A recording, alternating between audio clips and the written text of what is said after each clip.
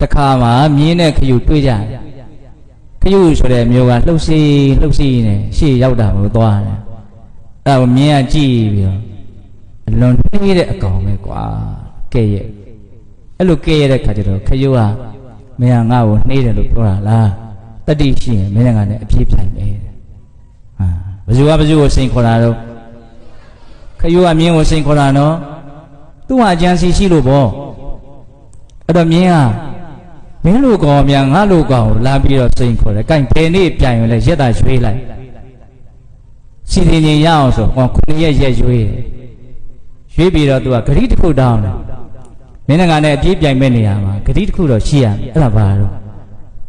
အပြေးပြိုင်နေစဉ်မှာတဖာလုံလောက်ရောက်တိုင်းကို့ဘေးကိုလှည့်ကြည့်ပြီးတော့ကိုနဲ့ပြိုင်ဘက်ကို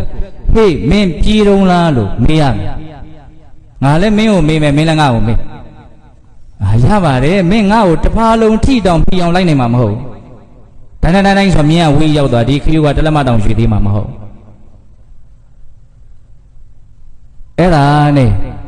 လမ်းခွဲသွားကြတဲ့အခါကျတော့ခရုကသူ့ရဲ့ခရုအပေါင်းဖော်တွေရောက်ပြီဆိုတဲ့အခါကျတော့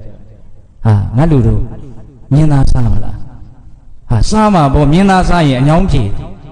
မြင်းသားစားရင်အညောင်းပြေနော်မြင်းသားစားခြင်းနဲ့ဆိုရင်မင်းတို့ငါခိုင်းတဲ့လို့ဘာလို့ရမလို့ကျန်တဲ့ကောင်တွေတသားနေငါနဲ့အကျွဲတို့အယောင်တို့ခရုတွေငါ့ကိုကူညီရအများကြီးဆိုလိုက်ရွေးမရအောင်ထူတာနော်အယောင်တို့အရွယ်တို့ခရုဒီများကြီးထွက်လာမင်းတို့ဘာလို့ရမလို့လာမဲ့9ရက်နေ့မှာငါနဲ့မြင်းအကြီးတကောင်နဲ့အပြစ်ပြန်အဲ့ဒါတဖာလုံးလျင်တကောင်ကြတို့ချိုးပြီးတော့ရက်နေမယ်ပြေးလန်းတစ်လျှောက်အဲ့ဒါမင်းဘေးမှာမြင်းအာကြီးထိုင်နဲ့ပြေးလာလို့ဟေးပြေးတော့လားလို့မေးရင်မင်းလောက်ရမယ့်တာဝန်ကအေးပြေးတော့မဲလို့သာဖြေလိုက်ဒါပဲအဲ့ဒါမင်းသေးကြပေါ့မြင်းသားစားရမယ်ဗမာပုံမြင်တဲ့အလွန်ကောင်းတဲ့ဒီပုံမြင်ကလေးနဲ့လွန်လို့ကောင်းတယ်လို့ပြောတာနော်အဲ့ဒါနဲ့9ရက်စီးတဲ့နေ့ကြတော့ချိန်ထားတဲ့အတိုင်းပြိုင်ပွဲစပြီးတော့တာထွက်မြင်းကြီးပြေးတယ်ဆိုတော့ဒီခီးကလှုပ်ကုန်မလို့တိုင်းနေဟုတ်လားတဖာလုံလောက်ရောက်တဲ့အခါကျတော့ဂရိပေးထားတဲ့မြင်းကြီးကဖေးကြည့်ဖေးပြေးတော့လားလို့ပြိုင်ဘက်ကိုကြည့်ရတော့မရှိဘူးထင်တာပေါ့လှည့်ကြည့်လိုက်တဲ့အခါကျတော့ဘာတွေ့တော့ရွာနဲ့ပြေးနေတဲ့ခရီးတွေ့ဟာဒီကောင်မြေရှိုးလာသလားမိုးပြန်လာဘယ်ကလာသူ့စိတ်ကဘယ်လိုထင်နေတာတော့စောတော်ကသူနဲ့အတူတူတာထွက်ခဲ့တဲ့ခရုလို့သူထင်နေတာလေသူ့ကိုစိန်ခေါ်ခဲ့တဲ့အကောင်လို့သူထင်နေတာအဲ့ဒါနဲ့ကိုင်းဒီကောင်ရှိစီငါတက်တိုးပြီးတော့ပြေးမယ်ဆိုရင်အတင်းပြေးတပတ်လောက်ရောက်တဲ့အခါကျတော့ဂရိမပြည့်ရဘူးဆိုတော့လှည့်ကြည့်တာဟာရွာနဲ့ပြေးနေပြေးရလန့်တော့တယ်ဒီကောင်ဘလို့လာတော့အဲ့ဒါနဲ့ဟေးမင်းပြေးတော့လားပြေးတော့အဲ့ဒါနဲ့ဓာတ်ထက်တိုးပြီးတော့ပြေးပြန်တယ်တပတ်လုံးလောက်ကြည့်လိုက်တဲ့အခါမှာရှိနေပြန်တယ်အဲ့လိုနဲ့တိုးပြီးတော့ပြေးရင်နဲ့မြင်းကြီးဟာအမောဆိုပြီးတော့သေသွားနောက်ထပ်အသစ်တွေ့ရတဲ့ခရုတွေကိုသူစိတ်တွေကဘလို့ထင်တာငကူခရုလိုပဲထင်နေတာဒါဟာအသစ်ပါလို့ဒီလျှို့ဝှက်ချက်ကိုမသိလို့ဒီမြင်းဟာပေးရတယ်ဟုတ်လားအဲ့ဒီမြင်းအာကြီးဆိုတာသူများကိုပြောတာမဟုတ်ဘူးဘုန်းတို့တရားဓမ္မတွေအကုန်လုံးကိုပြောဒီနေ့တကယ်လို့အကုန်လုံးမြင်းအာတွေကြီးပဲဟုတ်လားပြောနေတဲ့လူလည်းမြင်းအာနော်မလွတ်သေးဘူးရုံးနာကိုဘလို့ထင်းနေတာလဲဘွားကိုဘလို့ထင်းနေတာလဲဒီတိုင်းပဲလို့ကိုထင်းနေတာဒါကြောင့်ဒါလေးကိုအမြဲတမ်းထိန်းထားခြင်းနဲ့သေမယ်သာပြောလိုက်တုံလောက်ချောက်ချပြီးတော့တခါတည်းအိမ်ကြီးပြက်ပြီးတော့မျက်ရည်ချတဲ့လူပဲများဒီတိုင်းလေးပဲနေခြင်းဘွားမှာဒီတိုင်းလေးပဲလို့လဲထင်တယ်ဟုတ်တယ်မို့လား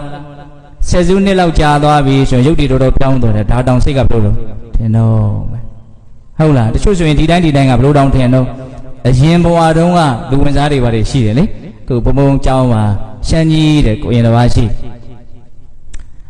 ပြင်ဦးလင်နာရွာတရားကအဲ့ဒါသူကအရင်ဘဝတုန်းကမန္တလေးဖရာကြီးနာစိုက်ကားနဲ့တကားကြီးတောက်ဖြစ်ခဲ့တာ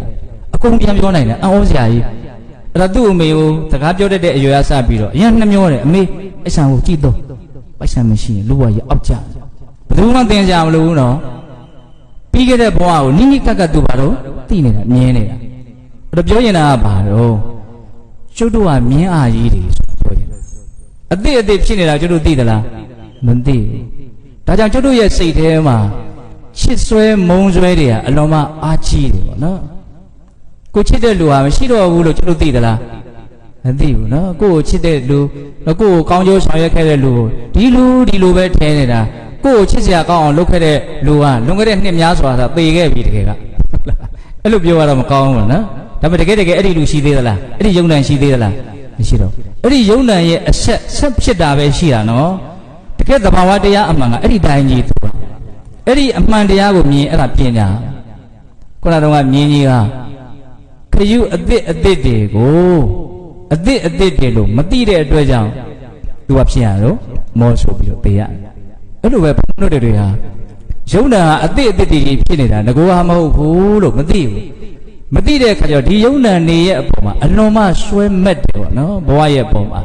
အဲ့ဒီဆွဲမက်တဲ့လောဘကြောင့်ပဲဘဝတွေကထက်ရမယ်ဘဝရပြီဆိုရင်ရတိုင်းသောဘဝတွေဟာတည်ခြင်းတရားဖြစ်မယ်အဆုံးသတ်ခရုတွေကိုအသစ်တွေလို့မသိတဲ့အတွက်ကြောင့်မြင်းကြီးဟာသေရတယ်လို့ကျွတ်တို့တွေဟာလည်းပဲယုံ nant တွေဟာအမြဲတမ်းပြောင်းလဲနေတာအမြဲတမ်းအသစ်တွေတောက်ချောက်ပြက်နေတာလို့မသိတဲ့အတွက်ကြောင့်ဘဝပေါ်မှာမမောတဲ့လောဘတွေဖြစ်ပြီးတော့တည်တတ်တဲ့ဘဝတွေကိုရပြီးတော့ဘဝတိုင်းတည်ပြမတူဘူးလားအဲ့ဒါကိုပြောတာနော်